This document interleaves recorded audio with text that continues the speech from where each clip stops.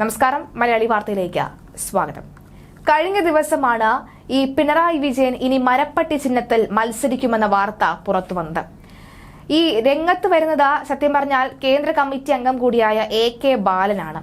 ഈ പോക്ക് പോയാൽ താമസിക്കാതെ അരിവാൾ ചുറ്റി നക്ഷത്രത്തിന് അന്ത്യകൂദാശ നടത്തും. പിന്നെ സഖാക്കൾക്ക് മരപ്പട്ടി, നീരാളി ചിഹ്നങ്ങളിൽ മത്സരിക്കേണ്ടി വരുമെന്നാണ് AK ബാലൻ വെട്ടിത്തുറന്ന് പറഞ്ഞിരിക്കുന്നത്. പാർട്ടി മുന്നറിയിപ്പുമായി ബാലൻ രംഗത്ത് വന്നതോടുകൂടി ഇത് പിണറായിക്കിട്ട് മുഖത്തേറ്റ അടിയാകുമെന്ന കാര്യത്തിലും സംശയമില്ല. ഈ തെരഞ്ഞെടുപ്പ് പിണറായി സർക്കാരിന്റെ നിലനിൽപ്പിന്റെ കൂടി പ്രശ്നമാണ് എന്നാണ് ബാലൻ പറഞ്ഞിട്ടുള്ളത്. ഈ പാർട്ടിയെ ഈ പരുവത്തിലാക്കിയത് പിണറായി വിജയൻ തന്നെ എന്നും നേതാക്കൾ ഓരോരുത്തരായി വിളിച്ചു പറഞ്ഞു തുടങ്ങിയിരിക്കുന്നു എന്നതാണ് മറ്റൊരു സത്യം.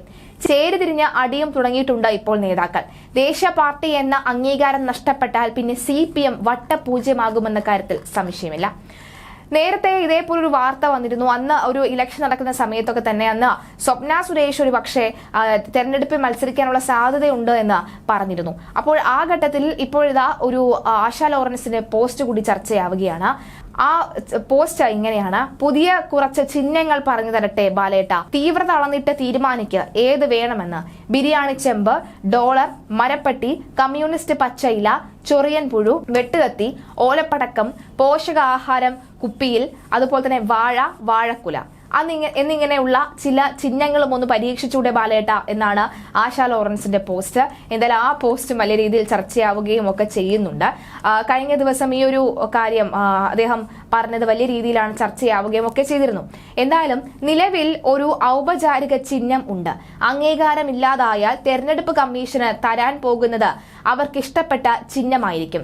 പിന്നെ ഇടതുപക്ഷ ജനാധിപത്യ മുന്നണിയുടെ സ്ഥാനാർത്ഥിക്ക് നീരാളിയുടെയോ എലിപ്പട്ടിയുടെയോ ഈനാമ്പേച്ചിയുടെയോ ചിഹ്നത്തിൽ മത്സരിക്കേണ്ടി വരും. അത്തരമൊരു പതനത്തിലേക്ക് എത്തിയാൽ എന്താകും സ്ഥിതി? LDF സ്ഥാനാർത്ഥികളെ ഈ തെരഞ്ഞെടുപ്പിൽ വിജയിപ്പിച്ചേ പറ്റൂ എന്നാണ് ബാലൻ കൂട്ടിച്ചേർത്തത്. ഈ തെരഞ്ഞെടുപ്പ് പിണറായി സർക്കാരിന്റെ നിലനിൽപ്പിന്റെ പ്രശ്നമാണ്. ഇടത് സർക്കാരിന് വീണ്ടും തുടർഭരണം വേണമെങ്കിൽ വരും ലോക്സഭാ തെരഞ്ഞെടുപ്പിൽ LDFന് മുൻതൂക്കം വേണമെന്നും ബാലൻ പറഞ്ഞു. BJP വിരുദ്ധ വോട്ടുകൾ ഒരുമിപ്പിക്കാൻ കോൺഗ്രസ് നീക്കം സജീവമായിട്ടുണ്ട്. രാഹുൽ ഗാന്ധി വയനാട്ടിൽ പ്രചരണത്തിന് എത്തുന്നതും നിർണായകമാകും. അതുകൊണ്ടാണ് ബാലൻ അണികൾക്ക് മുന്നറിയിപ്പ് നൽകിയിരിക്കുന്നത്. ഇടതുപക്ഷക്കാർ BJP വിരുദ്ധതയിൽ വീണ കോൺഗ്രസിന് വോട്ട് ചെയ്താൽ അത് CPMന് വലിയ വെല്ലുവിളിയായി മാറും. അതുകൊണ്ടാണ് ചിഹ്ന ചർച്ച സജീവമാകുന്നത്.